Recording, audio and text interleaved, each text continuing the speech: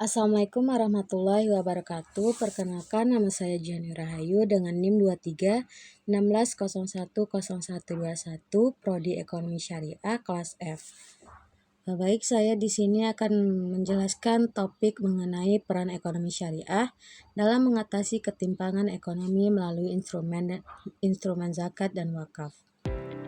Di tengah kemajuan, pembangunan dan pertumbuhan ekonomi, masih banyak masyarakat yang berjuang untuk sekedar memenuhi kebutuhan dasar. Ketimpangan ekonomi menjadi tantangan nyata, menciptakan kesenjangan antara mereka yang berlebih dan mereka yang kekurangan.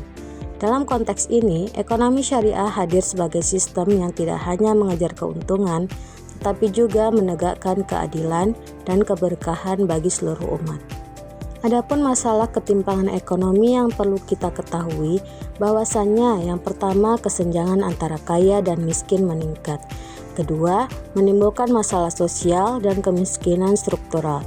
Ketiga, dapat menghambat pertumbuhan inklusif. Ketimpangan ekonomi bukan sekedar persoalan angka statistik. Ia menimbulkan efek sosial yang luas, kemiskinan, pengangguran, dan keterbatasan akses pendidikan serta kesehatan. Akibatnya, pertumbuhan ekonomi yang terjadi tidak mampu dirasakan secara merata oleh seluruh lapisan masyarakat. Islam menekankan pentingnya distribusi kekayaan yang adil. Dalam Al-Quran, Quran Surat Al-Hasyr ayat 7, yang artinya Islam menolak penumpukan kekayaan di segelintir tangan. Bahwasanya kekayaan tidak boleh hanya beredar di antara orang-orang yang kaya saja. Prinsip inilah yang menjadi dasar munculnya instrumen ekonomi syariah seperti zakat dan wakaf. Ekonomi syariah merupakan sistem ekonomi yang berlandaskan nilai-nilai Islam.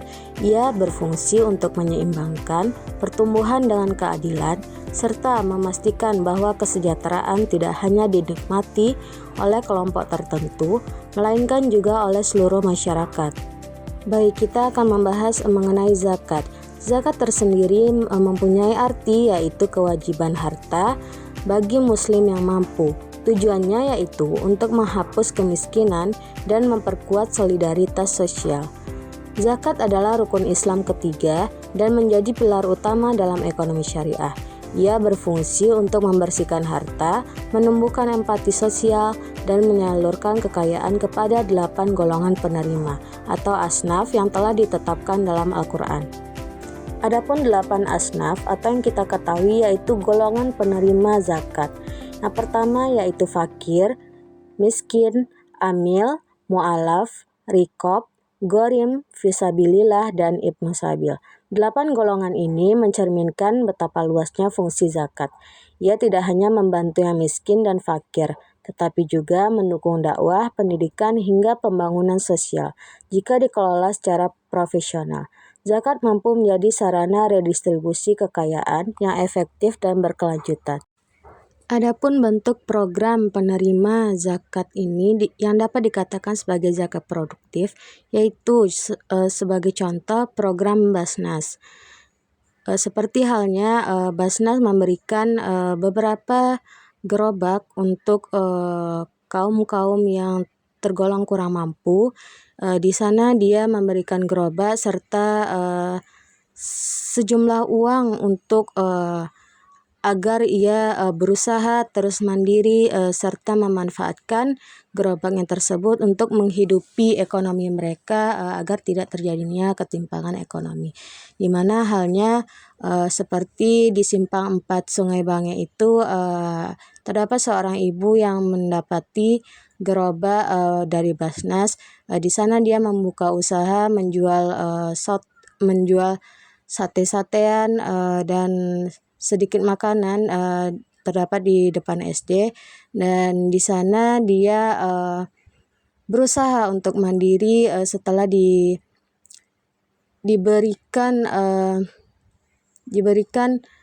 kemampuannya untuk menangani ketimpangan ekonominya, yaitu dengan membuka usaha, di mana hal tersebut untuk melatih kemandiriannya. Tidak hanya itu, dengan terbukanya ibu itu untuk berjualan, di sana juga mampu meningkatkan ekonomi yang lainnya seperti ibu ini penjual lontong, di mana orang yang penjual beras dan penjual santan dan penjual sate-satean, daging. Nah, itu juga turut membantu ekonomi mereka karena adanya redistribusi antara satu dengan satu lainnya. Baik, yang kedua mengenai wakaf. Wakaf sendiri mempunyai arti menahan harta pokok, menyalurkan manfaatnya untuk kepentingan umat. Hal ini berlaku secara terus-menerus tanpa menghilangkan fungsinya atau keutuhannya. Berbeda dengan zakat, wakaf ini bersifat sukarela dan berorientasi jangka panjang. Pokok hartanya ditahan, sementara manfaatnya digunakan untuk kepentingan umat. Melalui wakaf produktif seperti wakaf tunai atau wakaf properti, manfaat sosial dapat terus mengalir bahkan lintas generasi. Adapun studi kasus wakaf produktif di Indonesia yaitu Case Wakaf Linked Sukuk atau CWLS, kemudian dana wakaf dikelola untuk membiayai proyek sosial dan pendidikan. Di Indonesia, program Case Wakaf Linked Sukuk menjadi contoh nyata penerapan wakaf produktif. Dana wakaf tunai dikumpulkan masyarakat, kemudian diinvestasikan melalui sukuk negara, dan hasilnya digunakan untuk membangun fasilitas sosial seperti rumah sakit dan sekolah. Inilah bukti bahwa wakaf bisa menjadi kekuatan ekonomi umat. Contoh lainnya, wakaf produktif ini misalkan seorang hamba ingin mewakafkan tanahnya, dan ia tidak mengatakan tanahnya ini untuk dibuat apa, sedangkan pengelola masjid ini dengan berupaya untuk memanfaatkan wakaf tersebut untuk membangun masjid.